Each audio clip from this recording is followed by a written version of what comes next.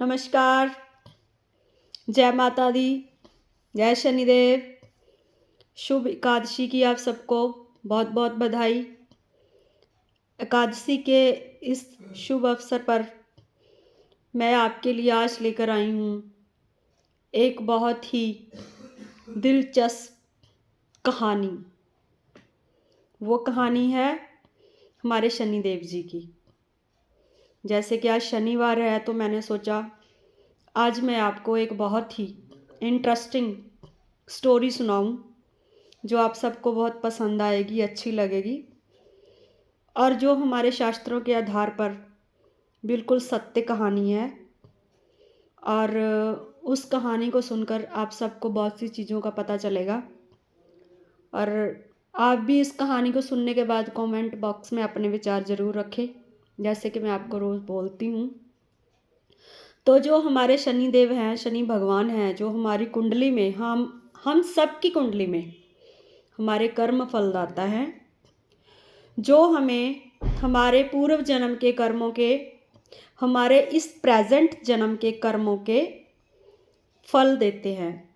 हमें जो दुख सुख हमारे जीवन में हमें मिलता है वो हमारे कर्मों के आधार पर ही हमें मिलता है।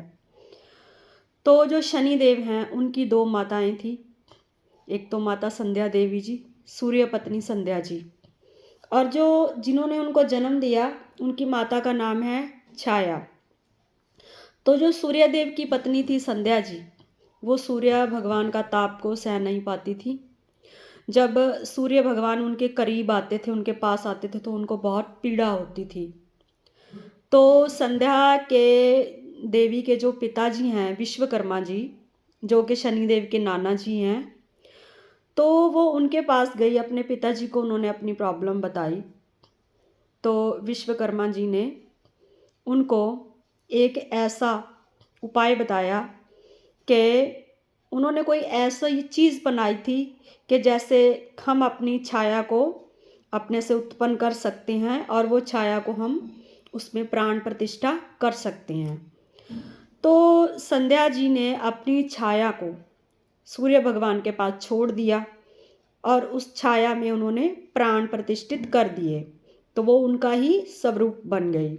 जैसे कि मैं हूँ, मेरी छाया है और मैं यहाँ से कहीं दूर चली जाऊँ और मेरी छाया के अंदर प्राण प्रतिष्ठित हो जाएं, तो वो सभी कार्य मेरी छाया भी कर सकती है जो कि मैं करती हूँ। ये फॉर एग्ज़ाम्पल आपको समझाने के लिए बता रही हूँ, क्योंकि ये कलयुग है। कलयुग में ऐसी बातें संभव नहीं है।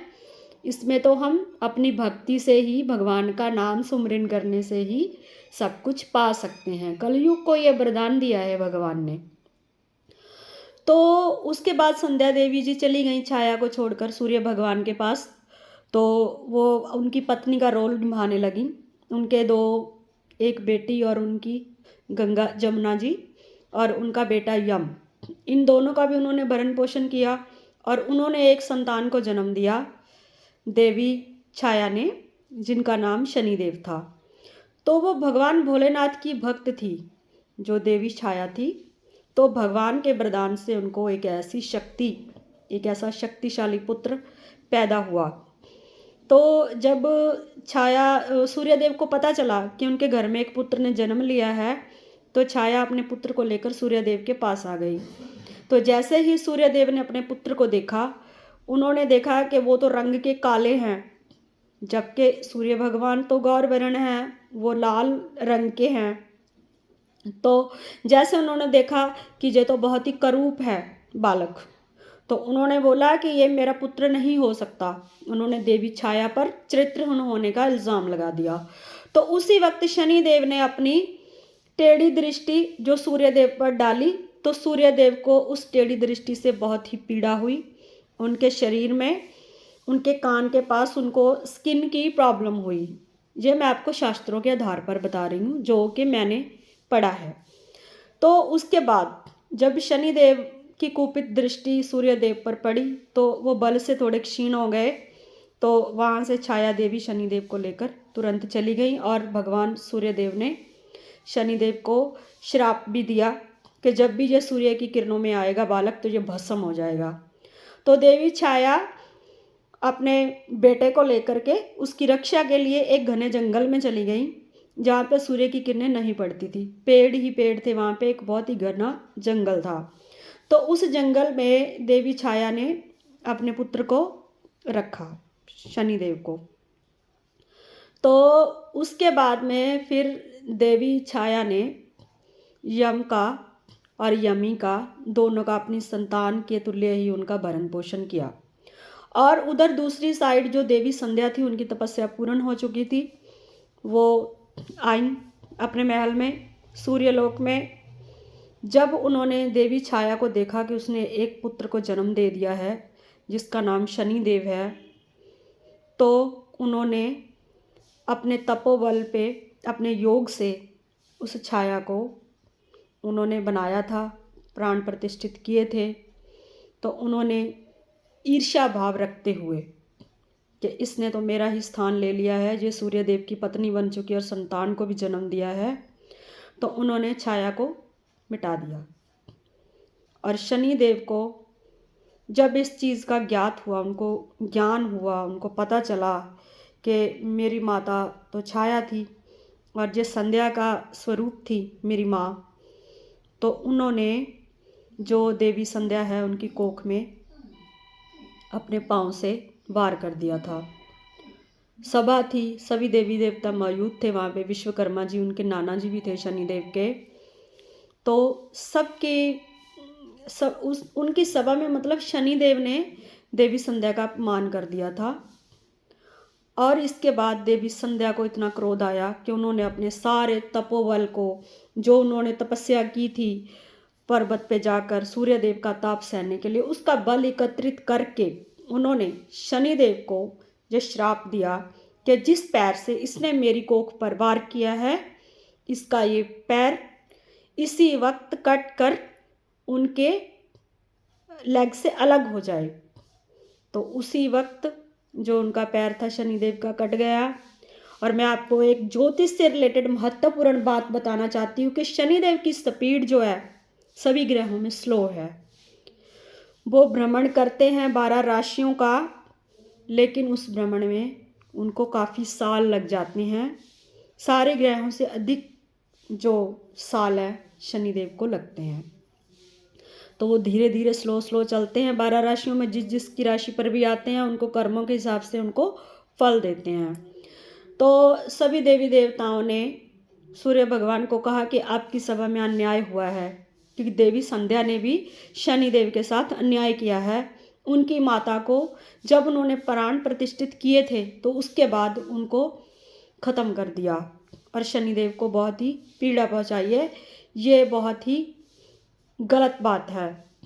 तो भगवान सूर्यदेव ने अपने तपोबल से शनिदेव का वो पाँव जो उनकी लेग से जोड़ दिया, लेकिन उन्होंने ये कहा कि एक देवी का श्राप जो है व्यर्थ नहीं जा सकता, पर मैं तुम्हारा ये पाँव तो मैंने जोड़ दिया है अपने तप से, अपने बल से, क्योंकि जैसे कि आप सब जानते हैं ग्रहों के राजा हैं वो बहुत ही बलशाली शक्तिशाली ग्रह हैं, और जिसकी कुंडली में बहुत अच्छे होते हैं उसको नेम, फेम एंड धन, प्रॉपर्टी, संपत्ति, समाज में उच्च पद पर विराजमान करवाते हैं हमारे सूर्यदेव। तो सूर्य भगवान ने शनिदेव को बोला तुम्हारी स्पीड स्लो होगी, क्योंकि देवी का जो श्राप है वो व्यर्थ नहीं जा सकता। मैंने तुम्हारा पाँव तो जोड़ दिया है, लेकिन तुम पहले वाली अपनी जो स्पीड है उससे नहीं चल पाओगे, तुम धीरे चलोगे। शनैय शनैय ओम शम शनैचराय नमः। तभी उनका ये एक बीज मंत्र बना। तो भक्तों, ये कहानी तो बहुत लंबी है, बहुत दूर तक जाती है। राहु उनकी ज़िंदगी में कैसे आए, उनके दोस्त बने, और जिनकी वो सवारी करते हैं, कौवें को बहुत प्यार करते हैं, कौवे उनके मित्र हैं, वो कैसे बने उनके मित्र। तो मैं अभी आपको इतना ही बताते हुए इस कहानी को यहीं पे बंद कर रही हूँ, और शनि शांति के कुछ उपाय जो है आपको बताना चाहती हूँ।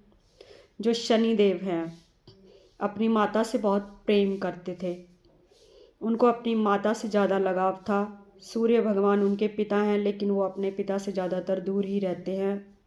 हमारी कुंडली में शनि और सूर्य को शत्रु की दृष्टि से देखा जाता है। लेकिन जिस कुंडली में सूर्य और शनि आमने सामने होते हैं, उस इंसान की लाइफ में संघर्ष होता है, उनको संघर्ष करना पड़ता है। वो इसी वजह से, क्योंकि शनिदेव हमेशा अपने पिता से रुष्ट रहते थे, क्योंकि उन्होंने उनकी माँ देवी संध्या पर चरित्रहीन होने का इल्ज़ाम भी लगाया था और शनि भगवान को उन्होंने अपना पुत्र मानने से मना कर दिया था।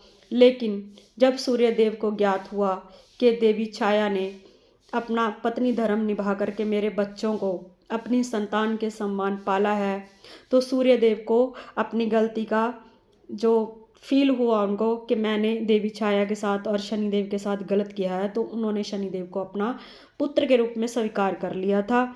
इसलिए जब हम सूर्यदेव को जल चढ़ाते हैं, शनिवार को भी हम सूर्यदेव की पूजा करते हैं, तो सूर्य भगवान उनको आशीर्वाद देते हैं। और शनिदेव के जो हम उपाय करते हैं तो हमारी कुंडली में सूर्य एंड शनि दोनों ही ठीक हो जाते हैं, अच्छे हो जाते हैं। तो साधारण से उपाय बता रही हूँ आपको। आपने कच्चे दूध में थोड़ा सा जल मिला करके उसमें काले तिल मिला करके आप शिवलिंग पर चढ़ाइए शनिवार को। जिनके शनि कुंडली में साढ़े सती के रूप में आए हुए हैं, जिनके शनि खराब है, तो उनको शनि का शुभ फल मिलना शुरू हो जाएगा। और हाँ, आपको शनि का एक बहुत ही अच्छा स्तोत्र मैं आज बताने वाली हूँ, जिसको दशरथ कृत स्तोत्र कहा जाता है। और ये दशरथ कृत स्तोत्र की थोड़ी सी 11 ऋचाएँ हैं, लेकिन मैं आपको इसमें एक बहुत ही महत्वपूर्ण बात बता रही हूँ। जो लास्ट वाली लाइन्स है, श्लोक नंबर 10 और श्लोक नंबर 11, अगर आप ये भी पढ़ते हो हर शनिवार को शनि मंदिर में जाकर या शिवलिंग के सामने बैठकर भी काले तिल और कच्ची लस्सी में डालकर आप शिवलिंग पर अर्पित करते हुए इन लाइन्स को भी पढ़ते हो, तब भी आपकी शनि शांति हो जाती है और आपको शनि का शुभ फल मिलना शुरू हो जाता है। बाकी वो डिपेंड करता है कि आपकी कुंडली में शनि कौन से नक्षत्र में बैठे हैं और वो कौन सी आपकी कौन सी लगन है, आपकी कौन सी चंद्र राशि है और शनि का गोचर क्या है, ये सब देखना पड़ता है।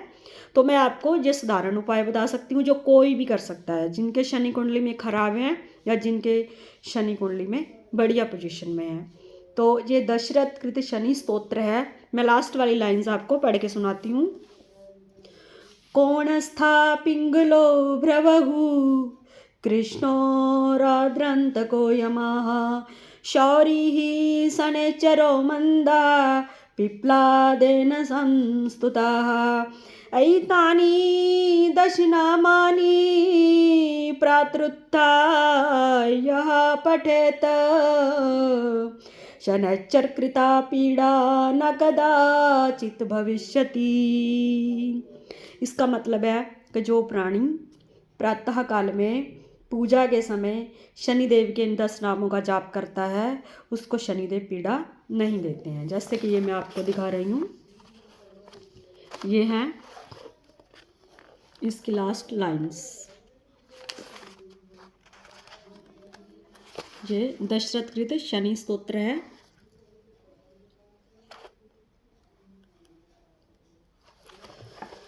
तो इतना ही बताते हुए आपसे विदा लेती हूँ। शनि भगवान आप सबका कल्याण करें, आपके जो कष्ट हैं उन कष्टों को हर ले और आपको शुभ फल प्रदान करें। जय शनिदेव, जय माता दी, ओम नमः शिवाय।